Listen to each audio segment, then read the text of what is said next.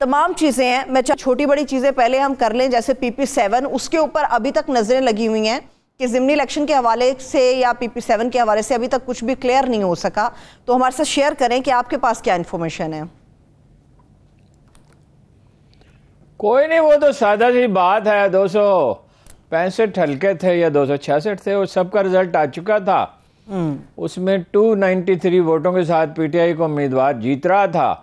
एक हल्के का नतीजा रोक लिया गया और रात को 1 बजे तक नहीं बताया गया, बाद में लोग चले गए। आज उसकी गिनती होनी थी, पहले कहा गया 11 बजे दोबारा गिनती होनी थी। वो उनका कानूनी हक है।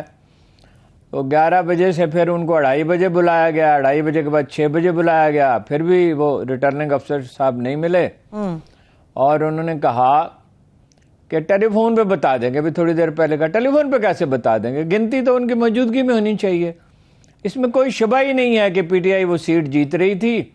ज़हीरुल इस्लाम साहब पे गुस्सा है कि वो इसमें क्यों शरीक हुए, उसकी सजा देनी है उनको भी, और पीटीआई की भी जितनी रुकावटें पैदा की जा सकती हैं वो की जाएं। इसलिए कि हुकूमत तो है, ये तो हाउस ऑफ कार्ड्स है, ये ताश के पत्तों का घर है जो बच्चे बनाते हैं, ये किसी वक्त भी गिर सकती है। तो जितना वक्त उनको दिया जा सकता है दिया जाए, उसमें इमरान खान से साथ सौदेबाजी भी की जाए, उससे कोई बातें तस्लीम कराई जाएं।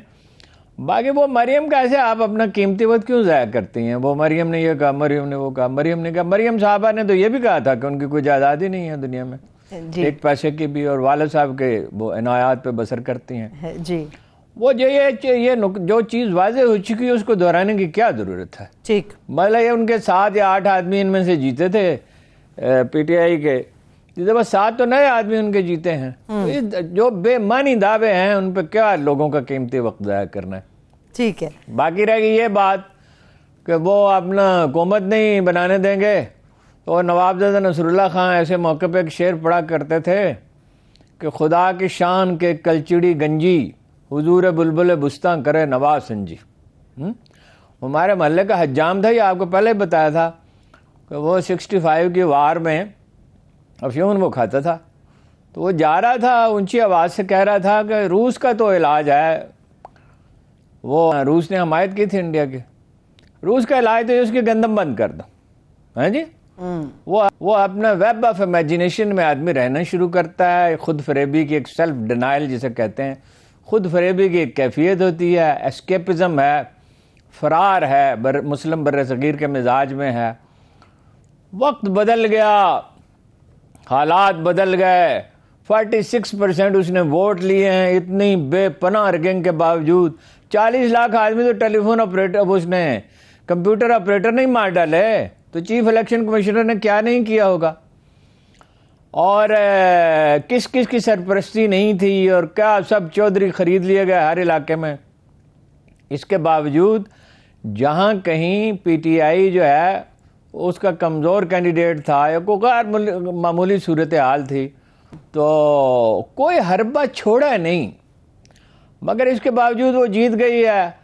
अब वो कव्वे को कोई सफ़ेद कहता रहे, चिट्टा कहता रहे तो कहते रहे ना, उससे क्या फ़र्क पड़ता है? जो वाक़या है वो वाक़या है, वो बदल तो नहीं जाता। किसी के कहने से एक शब की तारीकी में चंद उल्लू उदास बैठे थे। एक कहने लगा कि रात लंबी है, दूसरा कहने लगा कि छोटी है, तीसरा कहने लगा यारो रात छोटी हो कि लंबी हो, सुबह को नमूदार होना है, हम सबको अंधा होना है। एक हारी हुई बाजी है। 8% वोटों का तो फर्क वस्ती पंजाब में अगर है, लाहौर से रूट आउट कर दिया, उसकी जड़ें ही काट दी हैं। लाहौर की सीट पे 9000 का एक नए उम्मीदवार है, 9000 से पुराने उम्मीदवार को हरा दिया। मुस्लिम लीग के वोट भी, आजाद उम्मीदवार के वोट भी, दोनों मिला के तो उनसे कम है, और ओवरऑल बहुत बड़ा फर्क है। और लोग इमरान खान की तरफ देख रहे हैं कि वो आए और सूरत हाल को ठीक करे। जो इंस्टेबिलिटी ये पैदा कर रहे हैं उसके नतीजे में ये डॉलर गिरा है। बाकी वो तफसील अगर आप पूछें तो मैं अर्ज करूंगा। ठीक है, इसकी तफसील भी अनु साहब पूछूंगी। मरियम तो आंसुओं से रोती रही रात को, इत्तला ये है, और अभी तो रोना बाकी है। इन पार्टियों का कोई मुस्तकबिल नहीं है, ना पीपल्स पार्टी का और ना नून लीग का।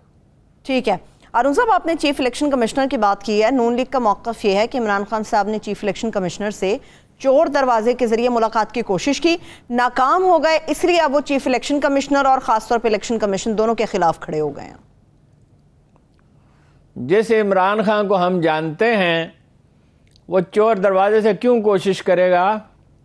और चीफ इलेक्शन कमिश्नर साहब अगर फ़र्ज़ कीजिए उनसे मिल भी, फ़र्ज़ कीजिए इल्ज़ाम दुरुस्त है, मिल भी जाते तो वो जो जिनको वो अपना आका समझते हैं उनके कहने पे चलते या इमरान खान के कहने पे चलते। इमरान खान छोटा सा बच्चा है कोई, अब उसे 24 साल हो गए पॉलिटिक्स में, 26 साल हो गए, इतनी बड़ी उसने तब्दीली पैदा कर दी है। तो चीफ इलेक्शन में से फ़र्ज़ कीजिए वो मिलना चाहते थे, चोर दरवाजे की इसमें क्या बात है। यानी वो को ISI के सरबराह हैं, चीफ इलेक्शन कमिश्नर जो है उससे मिलना क्या है, कौन सी बात है। वो अपना किसी से कोई भी उनसे मिल सकता है। कई चीफ इलेक्शन कमिश्नर से मैं मिलता रहा हूँ।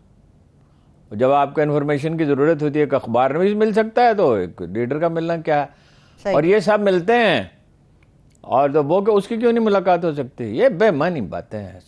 सही है, ठीक है। लेकिन अरुण साहब, एक चीज़ तो क्लियर हो चुकी है कि फॉरेन फंडिंग कोई लफ्ज़ नहीं है, ये ममनुआ फंडिंग का केस है।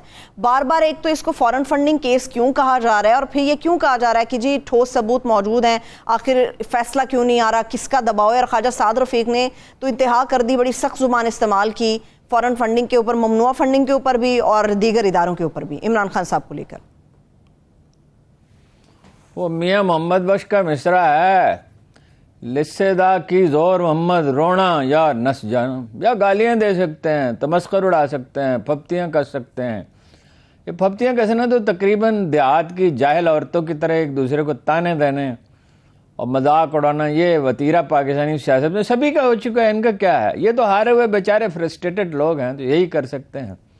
बात कोई उन्होंने कही हो ऐसी जिसकी वजाहत करना ज़रूरी हो या जिसमें कोई वजन हो, तो फिर तो एक बात है सही कि वो जो है गुमराह आदमी है, आप बड़े पारसा हैं और नवाज शरीफ बड़ा पारसा है और जरदारी पारसा और शहबाज शरीफ पारसा जिसने एक दहले की कभी करप्शन नहीं की। एसेट्स उनके खरबों रुपए के हैं, करप्शन उन्होंने कभी की ही नहीं। ये उनको पता ही नहीं है कि रमज़ान शुगर मिल के अकाउंट्स में 16 अरब रुपये कहाँ से आ गए हैं। इनफैक्ट तो वो 40 अरब हैं। वो कहते बेटे से पूछें, फलां से पूछें, सलमान से पूछें। सलमान कहता मुझे नहीं पता, हमजा कहता मुझे नहीं पता। ये पारसा हैं। तो इमरान खान गुमराह, इमरान खान में खामियाँ हैं, हम सब जानते हैं। तो शहबाज शरीफ साहब क्या चीज़ हैं और ख़ुद ख्वाजा साहब क्या चीज़ हैं।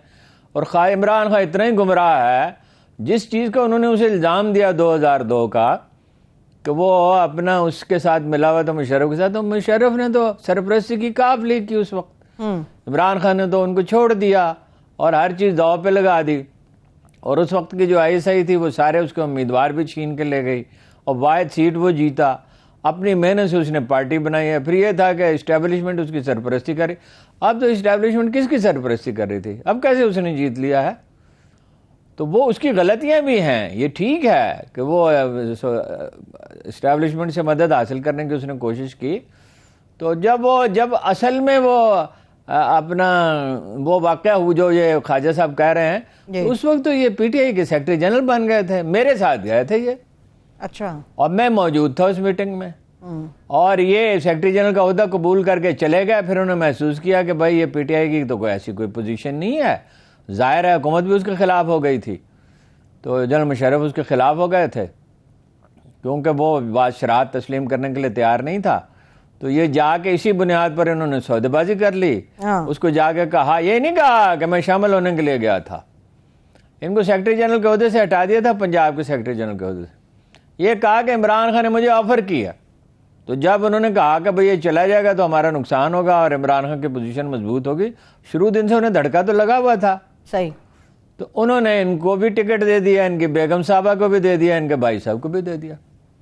सही। और असल बात यह है कि अंदर से ये नाला है, बाहर से जो मर्जी कहें। अखबार रमीसों से कहते हैं कि देखो भाई पंजाब की चीफ मिनिस्ट्री, सारे कहते हैं हमारा हक है और हमने इतनी मेहनत की और ख़िदमत की और तकलीफ़ें उठाई हैं, जेलें काटी हैं। ठीक है, ये बात सही है, बड़ी मेहनत की है, जेलें काटी हैं, कॉन्स्टिट्यूंसी में बड़ा काम किया। वाक़या भी यही है कि शहबाज शरीफ की जगह खुर्रम दस्तगीर को ही बना देते और कोई नहीं तो उसको बना देते। खुर्रम दस्तगीर तो नहीं, ख्वाजा आसिफ को या खाकान अब्बासी को या एहसन इकबाल को बना देते। तो ये जो गलतियां इन्होंने की हैं, और इन्होंने शहबाज शरीफ साहब ने कम से कम इतनी बड़ी बड़ी गलतियां दोनों करते, 3 महीने में क्या मुल्क का हाल बना दिया है। और 14-15 पार्टियां हैं, 13 नहीं है, ये 14-15 हैं, वो भी हैं जिन्हें शुमार नहीं किया जाता। जी